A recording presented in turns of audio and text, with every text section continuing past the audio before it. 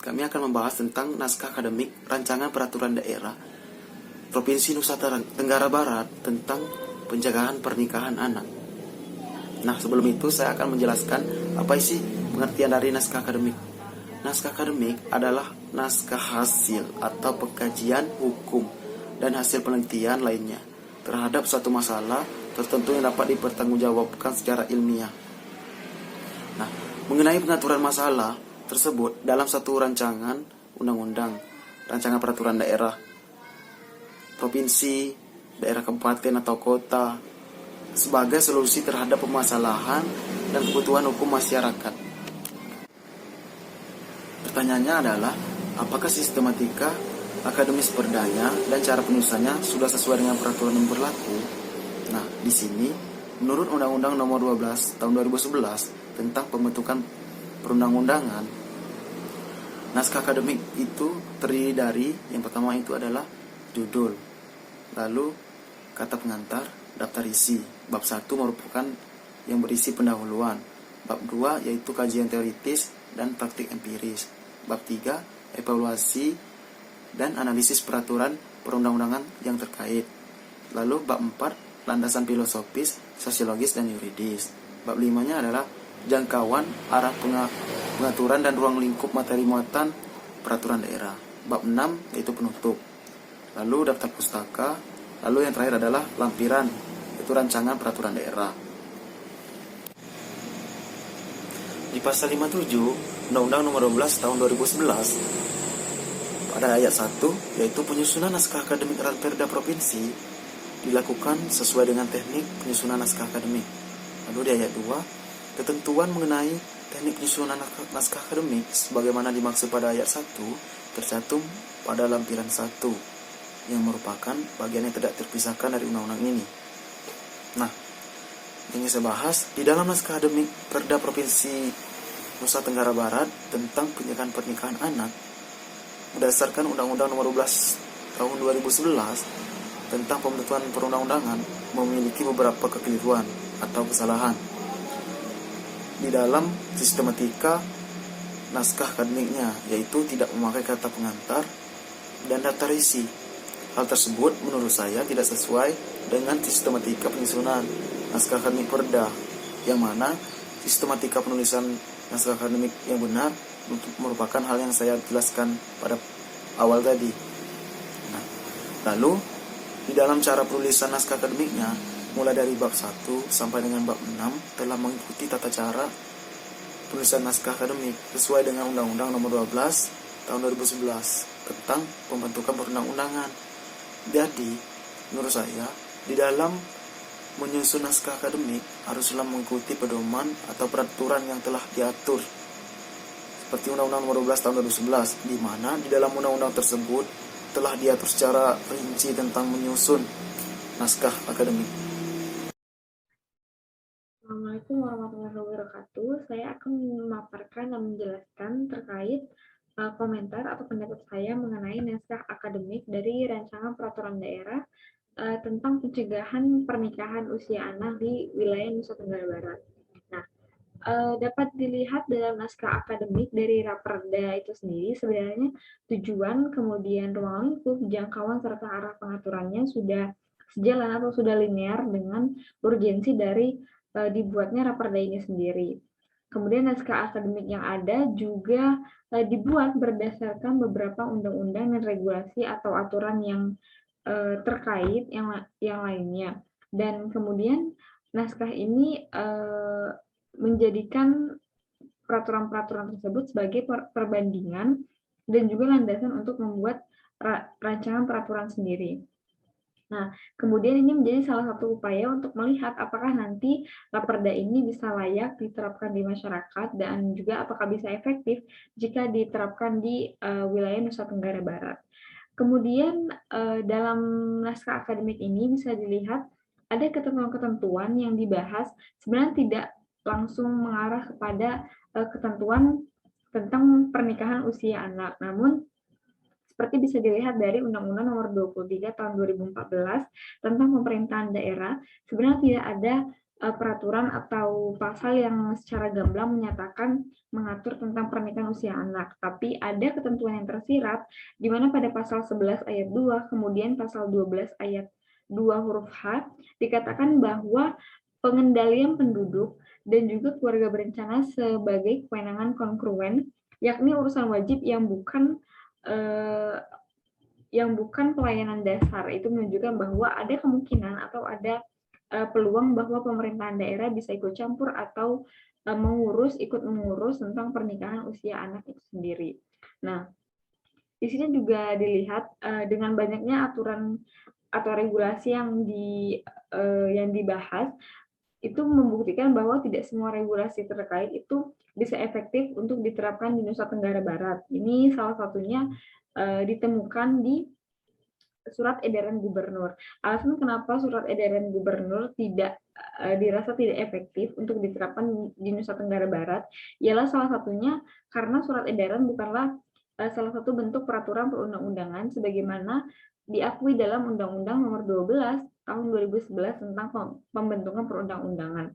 Kemudian yang kedua, surat edaran tersebut dinilai tidak efektif karena dianggap bahwa pengaturan persyaratan administrasi perkawinan selama ini diatur dalam peraturan perundang-undangan yang dikeluarkan oleh Kementerian Agama sebagai pelaksanaan Undang-Undang Nomor 1 Tahun 1974 dan tidak diatur dalam peraturan perundang-undangan yang dikeluarkan oleh Kementerian Dalam Negeri. Nah, kemudian bisa dilihat dalam naskah akademi ini terdapat 3 landasan yang dijadikan bahasan dasar, yaitu yang pertama landasan filosofis, di mana di sini landasan filosofisnya adalah dalam rangka memberikan perlindungan terhadap hak anak sebagai manusia yang diamanatkan dalam Pancasila dan juga Undang-Undang Dasar 1945. Hal ini juga menjadi perhatian serius karena sejatinya usia anak itu dirasa belum efektif dan belum siap secara mental untuk menjalani kehidupan pernikahan yang tentunya di kedepannya akan banyak sekali permasalahan-permasalahan yang harus diselesaikan secara dewasa. Kemudian untuk landasan sosiologisnya sendiri adalah pencegahan pernikahan dini sebagai upaya pemerintahan daerah melakukan intervensi dan juga merekayasa masyarakat Nusa Tenggara Barat yang dikenal sebagai daerah dengan tingkat pernikahan usia anak yang cukup tinggi secara nasional. Kemudian yang terakhir adalah landasan yuridisnya, di mana landasan yuridis dalam naskah akademi ini tercantum dalam pelaksanaan kewenangan pemerintahan daerah dalam rangka menjalankan otonomi daerah dan kekhususan daerah sebagaimana diamanatkan oleh Undang-Undang Nomor 23 Tahun 2014 tentang Pemerintahan Daerah. Kemudian Undang-Undang Perlindungan Anak dan Undang-Undang Nomor 16 Tahun 2019 tentang perubahan terhadap Undang-Undang Nomor 1 Tahun 1974 tentang pernikahan. Sekian dari saya. Wassalamualaikum warahmatullahi wabarakatuh. Assalamualaikum warahmatullahi wabarakatuh. Saya akan menjelaskan komentar saya mengenai naskah akademik dari Rancangan Peraturan Daerah tentang Pencegahan Pernikahan Usia Anak di Wilayah Nusa Tenggara Barat. Nah, dilihat dari naskah akademik Raperda itu sendiri, sudah sejalan dengan tujuan dibuatnya Raperda itu. Selain itu, naskah ini dibuat berdasarkan regulasi atau peraturan yang menyangkut dengan peraturan yang lainnya. Dalam Undang-Undang Pernikahan Nomor 1 Tahun 1974, salah satu bunyi pasalnya adalah tentang batasan usia pernikahan. Usia minimal menikah untuk laki-laki 19 tahun dan untuk perempuan adalah 16 tahun. Pada Undang-Undang Nomor 1 Tahun 1974, ketentuan tersebut memungkinkan terjadinya perkawinan dalam usia anak pada anak wanita. Karena dalam pasal 1 angka 1 Undang-Undang Nomor 23 Tahun 2002 tentang Perlindungan Anak, diharapkan juga kenaikan batas umur yang lebih tinggi dari 16 tahun bagi wanita untuk kawin akan mengakibatkan laju kelahiran yang lebih rendah dan menurunkan risiko kematian ibu dan anak. Selain itu juga dapat terpenuhinya hak-hak anak sehingga mengoptimalkan tumbuh kembang anak, termasuk pendampingan orang tua serta memberikan akses anak terhadap pendidikan setinggi mungkin.